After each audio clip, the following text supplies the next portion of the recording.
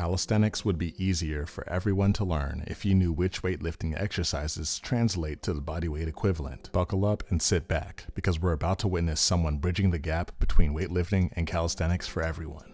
Let's get right into it. Starting with the chest. When it comes to building your chest, one of the classic exercises is the bench press. Whether you're using a machine, dumbbells, or a barbell, we can all agree this is one of the first exercises we all learn how to do.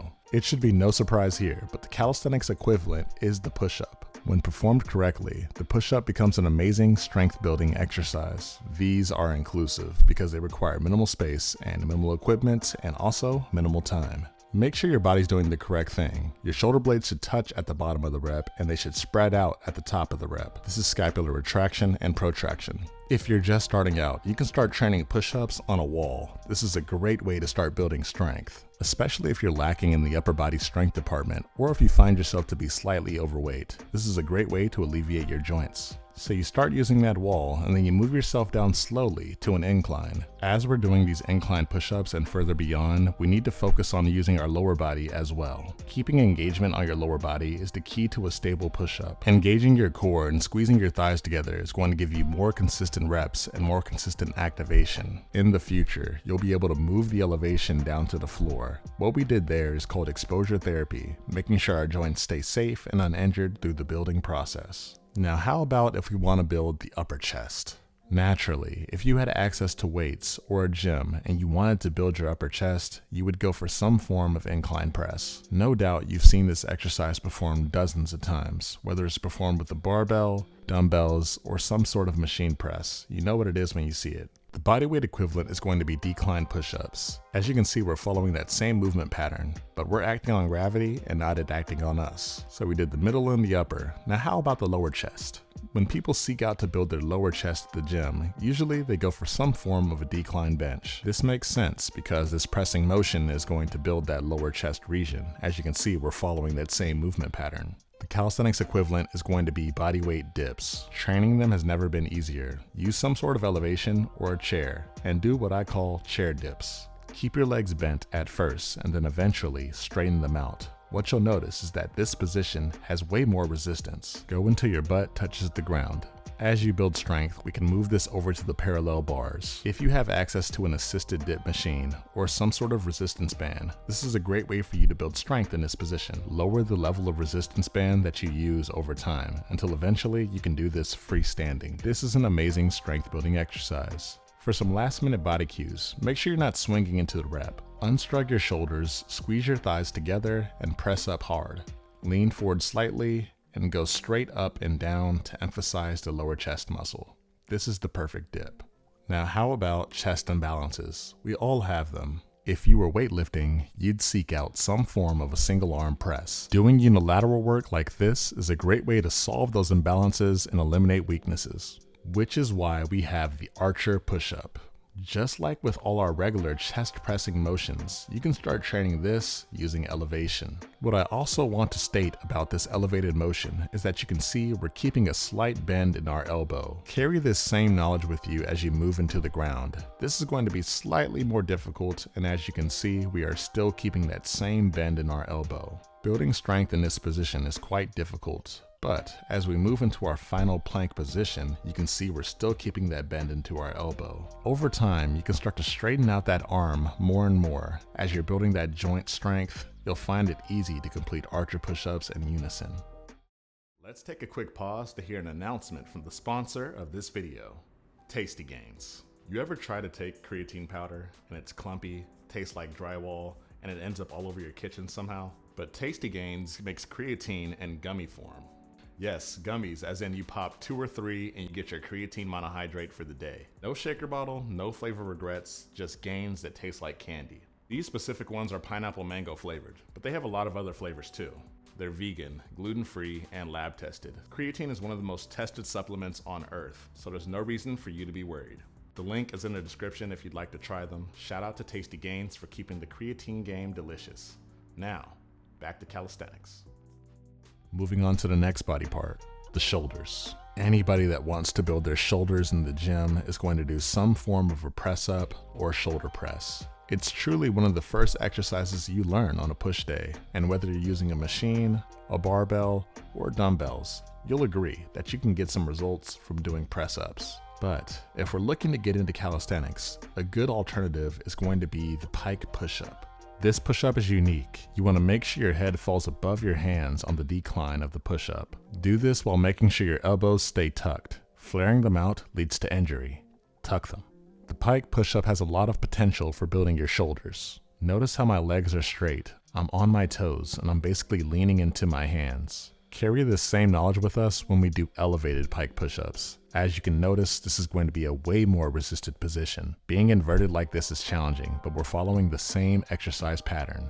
And we can take this even further by doing what we call wall handstand push-ups. The same principles apply. My head falls above my hands on the decline and I'm pushing up and out through my shoulders and scapula. Now how about the front delt, or the front part of your shoulder? No doubt you've seen people perform front raises. This is usually the go-to exercise when people want to strengthen that front delt directly. If you wanted this activation, you'd have to go for the pseudo push-up. If you wanted to train this, you definitely have to work on your pseudo planche leans so you can get comfortable in this position. Maintain that forward lean while doing the pseudo push-up and you're going to see the direct influence on the front deltoid muscle. The further the lean, the more difficult, so be careful with this.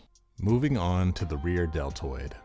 I see many people opt in for face pulls when going for the rear deltoid muscle, which is the back of your shoulder, just in case you didn't know. I've honestly always thought this exercise was kind of awkward, and I'm not really fond of it. But the bodyweight version is going to be bodyweight face pulls. You'll need access to TRX bands or gymnastic rings. You can see I'm keeping a bend in my legs, but if I wanted to make this exercise more difficult, I could straighten them out. The next muscle we'll look at is the triceps. Again, no surprise here, but people opt in for tricep extensions. Doing any sort of tricep extension is the best way to build your triceps, and I think we can all agree. But if we were looking to get into calisthenics or we don't have this setup, what can we do? The bodyweight equivalent is the tricep extension push-up. You can do this exactly how we train for regular push-ups. As a reminder, we're using a wall to alleviate stress off of our joints. We do this in case we're lacking strength or overweight, and we're able to move to an incline as we gain strength from using the wall. Going from the wall to the incline is easy, but after we make it to the floor, it doesn't stop there. If we move our elbows closer to under us, you can see we're getting a greater stretch out of the tricep, and it's a more difficult exercise. And if you have access to rings, TRX bands, or a bar, we can also do tricep extensions this way and level it up in our own fashion. Moving on to a crowd favorite, biceps. If you want to build your biceps, pretty much everyone is going to tell you do some form of curl pattern. Whether it's an alternating or a preacher curl, curls are going to build your biceps for sure. And the bodyweight version is just as good. Bodyweight curls are the new thing for building your biceps with just your body weight. Pay attention to how I'm leading with my elbows towards the temple of my head. People also like to work the hammer curl variation to work on that brachialis activation as well. And guess what? You can do the exact same thing with bodyweight curls. I would focus on choosing one specific grip that I liked, and then spam that for a couple of months before changing. And now, the back. There's several gym exercises to work on the back, starting with machine rows. This specific machine row, you can see I'm getting a lot of activation with my lats and also my biceps. This translates best to the bodyweight row. As you can see with these preliminary bodyweight rows, I'm keeping a bend in my knee. This should alleviate some of the difficulty, but if I ever wanted to add more of a challenge, I could just straighten out my legs. And you can take the difficulty further. If I lowered the bar closer to the ground, I'd have more of a challenge. And as you can see, you can experiment with the grip as well. Here's me using a supinated or chin-up grip for bodyweight rows.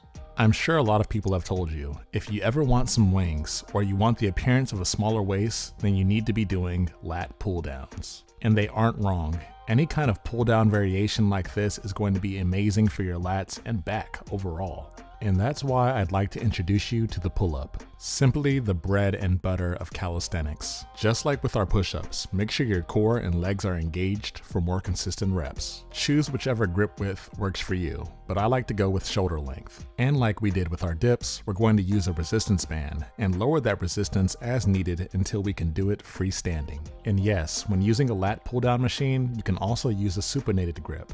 This is going to be great for anybody that wants to work on their biceps while getting some lat activation. Of course, this translates over to the chin up. If you can build your strength up to being able to do at least a few of these, whether chin up or pull-ups, trust me, your back will thank you.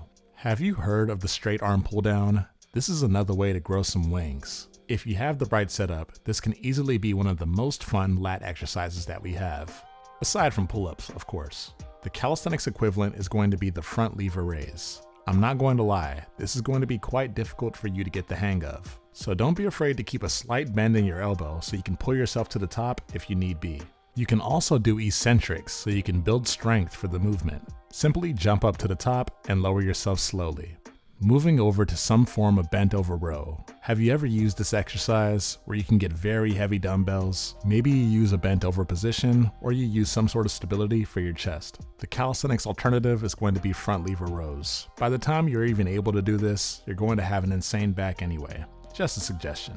Now, if you have any sort of back imbalances, you usually would go for some single arm row variation, am I right? Again, we all have imbalances, and single arm rows, whether you're doing them with a cable, a machine, or you're using a dumbbell like I am right here, they are pretty effective and useful. But is there a calisthenics equivalent? It's going to be archer rows. Just like with our archer push-ups, you can keep a bend in your elbow and also maintain that knee bend position and straighten your legs out over time as you gain strength. Moving over to legs, what we've all been waiting for.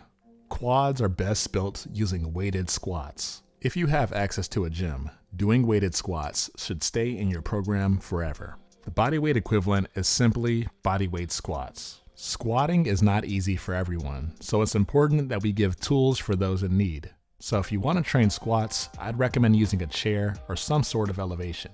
This can be used as failure protection. Lower your butt slowly to the bench and make sure to push through your heels. Moving on to leg extensions. If you haven't used this machine, it's one of the best machines for building your quads. You can load this exercise up heavy and make sure you go full range of motion. The bodyweight equivalent is going to be the reverse Nordic. For proper body cues, make sure you keep your feet flat, round your shoulders forward, engage your core and squeeze your glutes.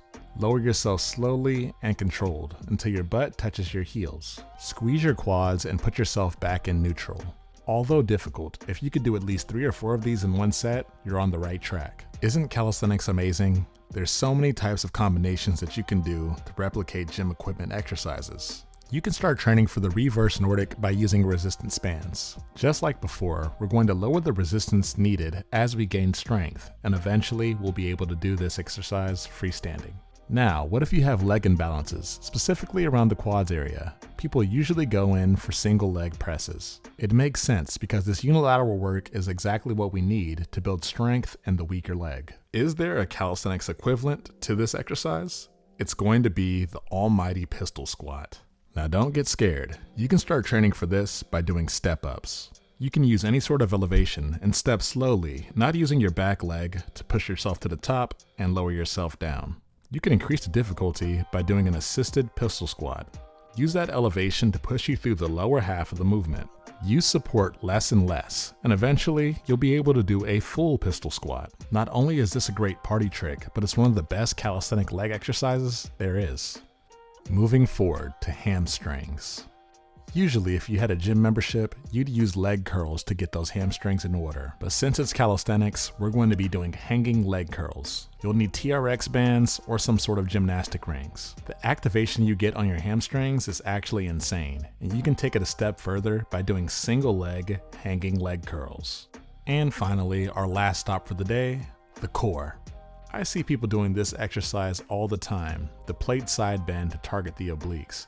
While it's not terrible, it's just not the best way to activate. A great bodyweight alternative is doing side plank dips. Start off in a side plank, sink your hips close to the ground, and then bring them back to neutral. Trust me, you'll feel this in your obliques and honestly your entire core. Moving forward, we also have the hollow body hold, which is a great anti-extension exercise that pretty much anybody that wants to get started in calisthenics should do.